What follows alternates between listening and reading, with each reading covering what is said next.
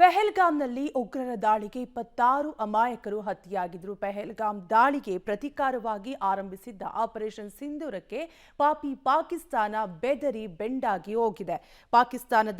ಪಾಕಿಸ್ತಾನ ಬೆಚ್ಚಿ ಬಿದ್ದಿದ್ದು ಭಾರತದ ಮಿಸೈಲ್ ಡ್ರೋನ್ಗಳು ಪಾಕ್ನಲ್ಲಿನ ಉಗ್ರರ ನೆಲೆಗಳನ್ನು ಟಾರ್ಗೆಟ್ ಮಾಡಿ ನುಗ್ಗಿ ಧ್ವಂಸ ಮಾಡಿವೆ. ಕಳೆದ 4 ದಿನಗಳಿಂದ ಪಾಕಿಸ್ತಾನ ದಾಳಿಗೆ ಪ್ರತಿದಾಳಿ ನಡೆದಿದೆ. ಉಗ್ರರ ನೆಲೆ ಪಾಕಿಸ್ತಾನದ ಏರ್ಬೇಸ್ಗಳನ್ನು ಭಾರತೀಯ ಸೇನೆ ನೆಲಸಮ ಮಾಡಿದೆ. ಮೇ 7ರಿಂದ 10 ಸಂಜೆ 5 ಗಂಟೆವರೆಗೆ 3 ದಿನ 87 ಗಂಟೆ ಭಾರತದ ರಣಭೀಕರ ದಾಳಿ ಹೇಗಿತ್ತು ಅನ್ನೋದನ್ನ ಸಾಕ್ಷ್ಯ ಸಮೇತ ವಿಡಿಯೋ ಸಾಕ್ಷ್ಯ ಕೊಟ್ಟಿದೆ ಭಾರತೀಯ ಸೇನೆ. ಇದೇ ಮೊದಲ ಬಾರಿಗೆ ಭಾರತದ ಡಿಜಿಎಂಒ ಹಾಗೂ 3 ಸೇನೆಯ ಅಧಿಕಾರಿಗಳು ಆಪರೇಷನ್ ಸಿಂಧೂರದ ಬಗ್ಗೆ ಮಾಹಿತಿಯನ್ನ ನೀಡಿದ್ರು. ಆಪರೇಷನ್ ಸಿಂಧೂರದ ಬಗ್ಗೆ ಸಾಕ್ಷ್ಯ ಸಮೇತ ವಿವರಿಸಿದ್ರು. ಲಾಹೋರ್ ಏರ್ ಡಿಫೆನ್ಸ್ ಸೇರಿ ಪಾಕ್ನ ಹಲವು ಏರ್ಬೇಸ್ ರಾಡರ್ ಕೇಂದ್ರಗಳು ಧ್ವಂಸಗೊಳಿಸಲಾಗಿದೆ ಎಂದು ವಿವರವನ್ನ ಕೊಟ್ಟರು.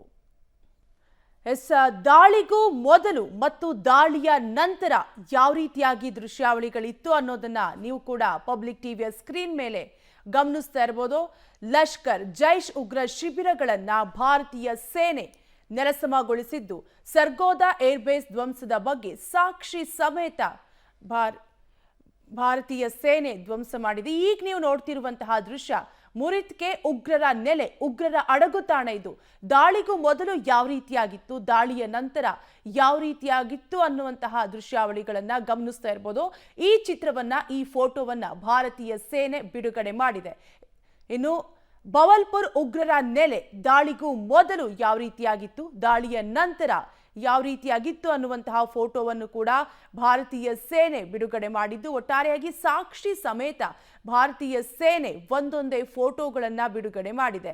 ಬೊಲಾರಿ ಏರ್ಬೇಸ್ ಮೊದಲು ಯಾವ ರೀತಿಯಾಗಿತ್ತು, ಅಂದ್ರೆ ಭಾರತೀಯ ಸೇನೆ ದಾಳಿ ಮಾಡುವ ಮೊದಲು ಯಾವ ರೀತಿಯಾಗಿತ್ತು, ದಾಳಿಯ ನಂತರ ಯಾವ ರೀತಿಯಾಗಿದೆ ಅನ್ನುವಂತಹ ದೃಶ್ಯಾವಳಿಗಳನ್ನ ನೀವು ಕೂಡ ಗಮನಿಸ್ತಾ ಇರಬಹುದು. ಒಟ್ಟಾರೆಯಾಗಿ ಚುನಿಯನ್ ಏರ್ ಡಿಫೆನ್ಸ್ ರಾಡರ್ ದಾಳಿಗೂ ಮೊದಲು ಯಾವ ರೀತಿಯಾಗಿತ್ತು, ದಾಳಿಯ ನಂತರ ಯಾವ ರೀತಿಯಾಗಿದೆ ಅನ್ನುವಂತಹ ದೃಶ್ಯಾವಳಿಗಳನ್ನ ಸಾಕ್ಷಿ ಸಮೇತ ಭಾರತೀಯ ಸೇನೆ ಬಿಡುಗಡೆ ಮಾಡಿದೆ.